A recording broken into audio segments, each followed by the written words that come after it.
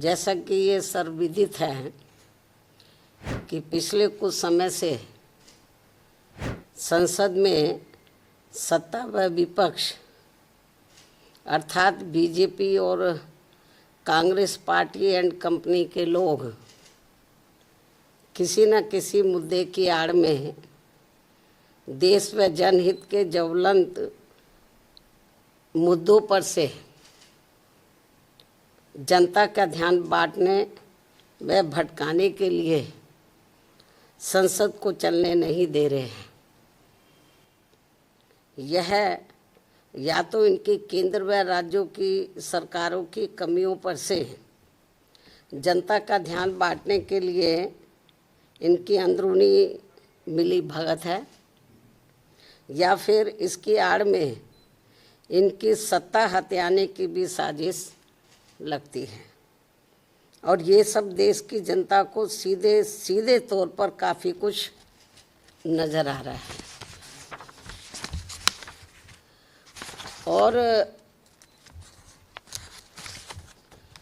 और अब तो देश के छात्र व नौजवान यानी कि जैन जी आदि भी अपनी अनेकों समस्याओं को लेकर बहुत ज़्यादा दुखी व चिंतित भी है, जिनको दूर कराने के लिए बीएसपी भी अपनी कार्यशैली के तहत चलकर हमेशा इनके साथ खड़ी रही है और अभी भी खड़ी है, क्योंकि इनका ये आंदोलन देश के समस्त छात्रों व नौजवान पीढ़ी एवं उनके परिवार वालों की भी गंभीर समस्याओं से जुड़ा हुआ है, जिसके निदान को लेकर बीएसपी लगातार गंभीर व अपने तरीके से संघर्षरत भी है। लेकिन देश को ऐसा नहीं लगना चाहिए कि छात्र व जैन जी अपनी समस्याओं को दूर करवाने की बजाय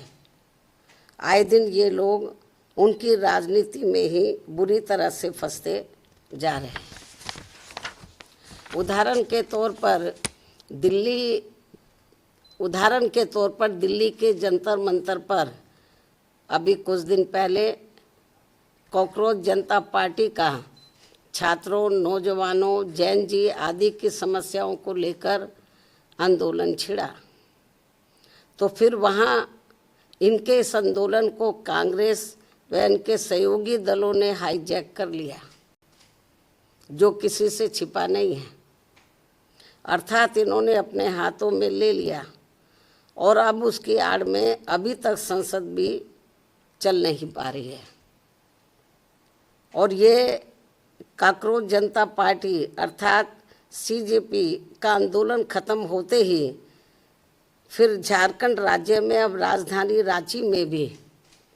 पिछले काफ़ी दिनों से वहाँ छात्रों व नौजवानों आदि का भी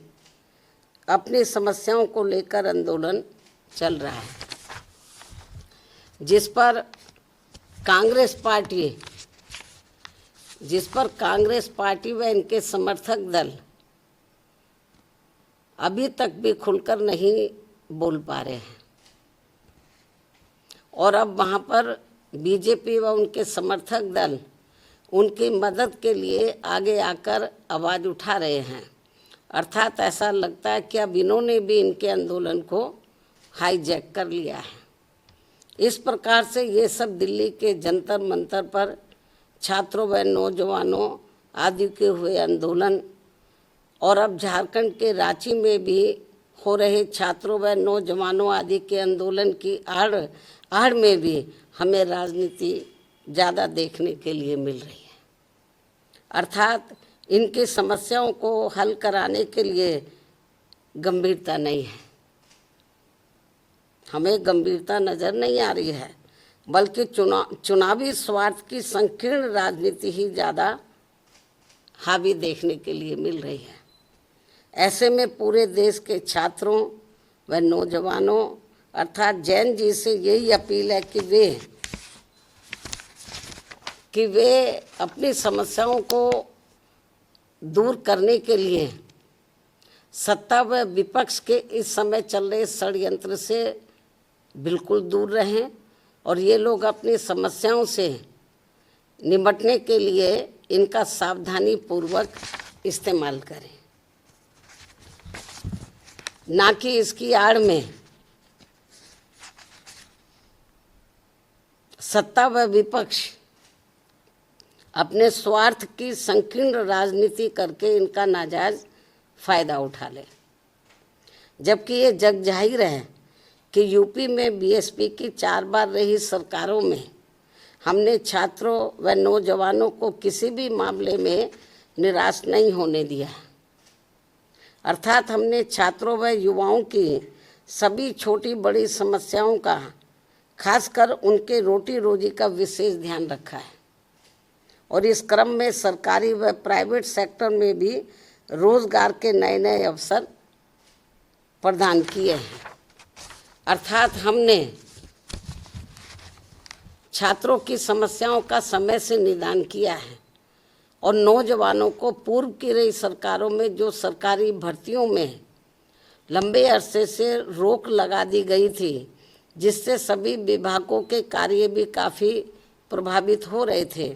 उसे भी ध्यान में रखकर व उसे हटाकर हमने यहाँ प्रदेश में लाखों लाखों लोगों को रोटी रोजी के साधन दिए हैं। इतना ही नहीं बल्कि हमने पुलिस विभाग में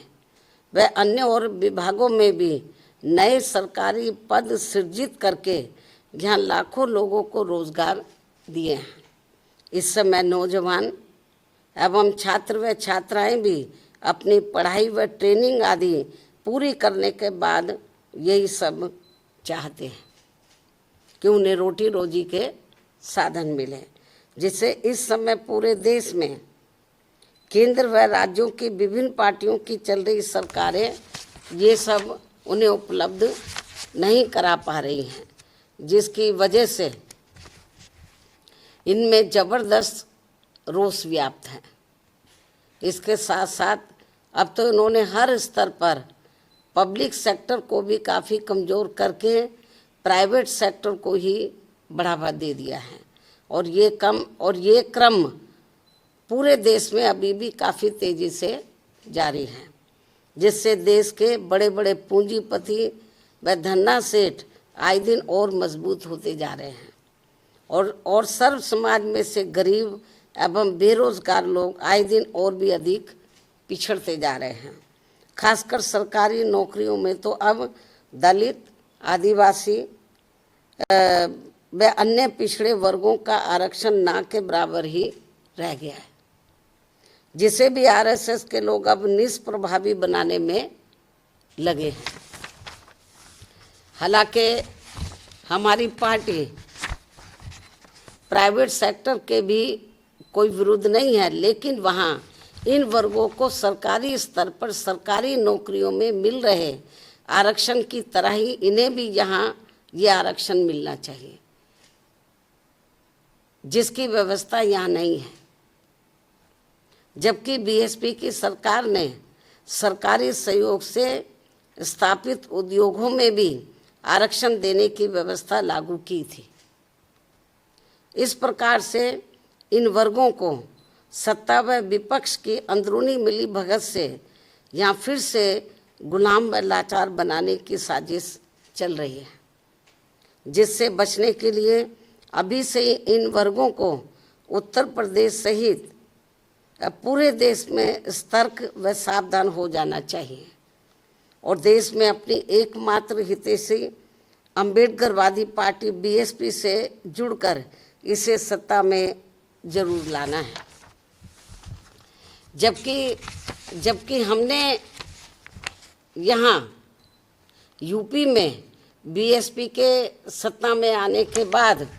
सर्व समाज के किसी भी वर्ग के साथ कोई भी भेदभाव व पक्षपात आदि नहीं किया है, बल्कि सभी वर्गों का हर मामले में व विभिन्न क्षेत्रों में कार्यरत सभी वर्गों के लोगों का भी हर स्तर पर यानी कि राजनीतिक, आर्थिक व सामाजिक तौर पर पूरा ध्यान रखा है। अर्थात हमने